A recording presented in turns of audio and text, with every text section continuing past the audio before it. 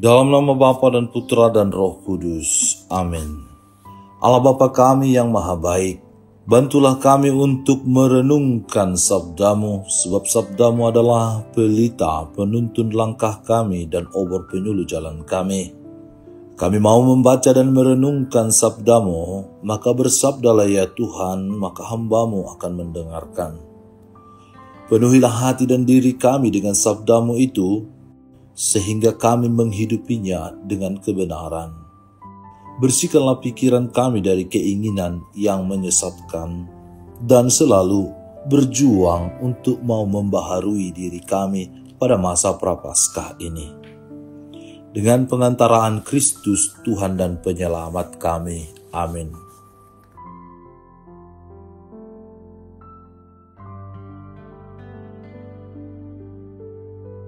Tuhan bersamamu dan bersama rohmu. Inilah Injil suci menurut Lukas, dimuliakanlah Tuhan. Sekali peristiwa, Yesus melihat seorang pemungut cukai yang bernama Lewi sedang duduk di rumah cukai. Yesus berkata kepadanya, "Ikutlah aku." Maka berdirilah Lewi dan meninggalkan segala sesuatu lalu mengikut dia. Dan Lewi mengadakan suatu perjamuan besar untuk dia di rumahnya, dan sejumlah besar pemungut cukai dan orang-orang lain turut makan bersama-sama dengan dia. Orang-orang Farisi dan ahli-ahli Taurat bersungut-sungut kepada murid-murid Yesus, katanya, "Mengapa kamu makan dan minum bersama-sama dengan pemungut cukai dan orang berdosa?" Lalu jawab Yesus kepada mereka, katanya, "Bukan orang sehat yang memerlukan tabib, tetapi orang sakit. Aku datang bukan untuk memanggil orang benar, tetapi orang berdosa supaya mereka bertobat." Demikianlah sabda Tuhan. Terpujilah Kristus. Saudara-saudari terkasih dalam Kristus Yesus, pernahkah terpikir bahwa image, gambaran, atau pandangan orang terhadap seorang pemungut cukai kita renungkan, kita bayangkan dan kita hadirkan, kita pikirkan, dan kita coba tebak kira-kira apa dan bagaimana, siapa serta seperti sedalam apa hidup dari seorang pemungut cukai. Dalam Injil hari ini kita mendengarkan bagaimana Yesus memanggil seorang pemungut cukai untuk mengikutinya. Sementara stereotipe petugas pemungut cukai tidaklah rahasia umum, kerap dianggap sebagai orang yang curang, yang korup, yang bersimbah uang haram, dan dia merupakan orang yang bersekongkol dengan penjajah yang memungut pajak untuk bangsa atau negara atau raja kerajaan yang menjajah pada masa itu ialah Romawi. Pasti di dalamnya ada proses memeras dan mencurangi. Dan itu sudah menjadi makanannya sehari-hari. Ia juga dilindungi oleh pemerintah Romawi yang menjajah Israel pada saat itu. Ia mengambil uang dari orang-orang sebangsanya, menindas sebangsanya, memiskinkan sebangsanya untuk memperkaya diri sendiri.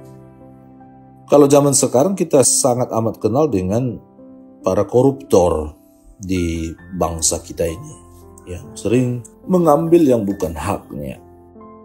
Dan kita ketahui bahwa Yesus adalah seorang guru yang memiliki banyak pengikut dan ajarannya didengarkan. Maka tak heran jika seluruh sabda dan perkataan Yesus menarik orang untuk mengikutinya, sebab dialah sosok yang ideal.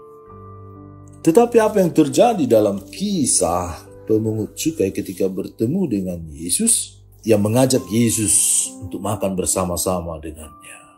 Dan hal itu membuat penilaian dan kecemburuan kepada banyak orang. Tapi Yesus menjawab, bukan orang sehat yang membutuhkan tabib, tetapi orang sakit. Sikap orang banyak sangat kontras dengan sikap Yesus terhadap orang Lewi. Orang banyak menganggap Lewi sebagai manusia kelas 2. Mereka sama sekali tidak mau bergaul dengan Lewi.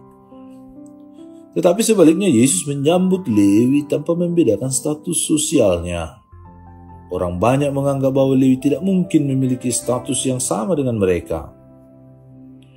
Yesus hadir memulihkan status Lewi dari orang sakit menjadi orang sehat, dari status direndahkan menjadi status sama dengan orang lain. Yesus sang pembaharu mampu mengadakan pembaharuan total dalam diri Lewi. Pembaharuan yang dilakukan Yesus dalam diri Lewi berakal dari pembaharuan pusat kehidupan manusia. Pilihan Yesus atas diri Lewi barangkali membingungkan orang banyak. Sebuah teka-teki pada zamannya, pada abad pertama di Israel, para pemungut cukai tidak memiliki status dalam masyarakat Yahudi. Mereka dihina karena mereka bekerja untuk kekaisaran Roma, dan biasanya mereka memperagakan kekayaan pribadi yang mencolok, tentunya lewat pemerasan atas diri anggota masyarakatnya sendiri, bangsanya sendiri. Di sisi lain, pilihan pemungut cukai atas diri Yesus juga sama, penuh dengan teka-teki. Perubahan dan pertobatan dirinya yang mendadak. Dari seorang pemungut cukai yang tidak patut dipercaya menjadi seorang murid yang penuh gairah, tentunya mengejutkan setiap orang yang mengenalnya. Mengapa dia mau melepaskan pekerjaannya yang boleh kita katakan basah itu demi mengikuti seorang tukang kayu dari Nazaret yang berganti profesi sebagai seorang rabi keliling, sebagai pengajar, pewarta? Tentunya dalam hal ini uang bukanlah motifnya. Keputusan Lewi untuk meninggalkan segalanya dan langsung mengikuti Yesus memberikan petunjuk kepada kita mengapa Yesus memanggil dirinya. Karena Yesus memandang kedalaman hati Lewi dan melihat di hati itu ada rasa haus, kerinduan akan Allah, dan potensi untuk mengenali harta surgawi, kebahagiaan sejati. Lewi membuktikan Yesus benar ketika dia menerima undangannya untuk merayakan kehidupan barunya dalam sebuah perjamuan di rumahnya, di mana para pemungut cukai yang lain pun dan orang-orang berdosa pun dapat bertemu dengan Yesus.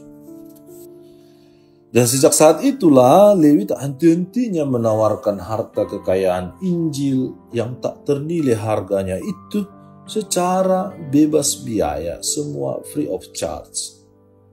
Saudara-saudari terkasih, pengalaman perjumpaan dengan Yesus yang adalah Tuhan mampu membaharui seluruh diri kita.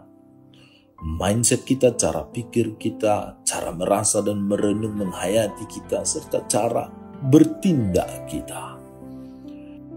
Perjumpaan Yesus dengan Lewi yang dianggap hina dan rendah, yang mendapat stereotipe yang tidak baik dari orang-orang sekitarnya, diubah oleh Yesus. Lewi mengalami pengalaman perjumpaan yang mampu mempertobatkannya, yang mampu mengubah seluruh hidupnya. Dan tentunya ia mensyukuri atas perjumpaan itu, sehingga ia mengundang Yesus untuk makan bersuka cita bersama dengannya. Sekalipun ia dianggap berdosa, tetapi Yesus melihat kedalaman hatinya.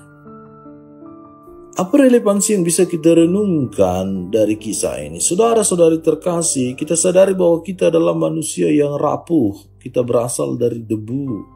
Dan kita terkadang merasa bahwa kita adalah sampah. Tak layak di hadapan Tuhan. Boleh jadi kita lebih kejam dari seorang Lewi yang mengkorupsi bukan saja waktu, tenaga, pikiran, tetapi juga kehidupan orang lain, hak orang lain dengan cara berbicara, cara bersikap, cara berpikir, dan tindak tanduk kita yang kita lakukan dengan sadar, dan itu membuat kita jauh lebih jahat daripada seorang Lewi.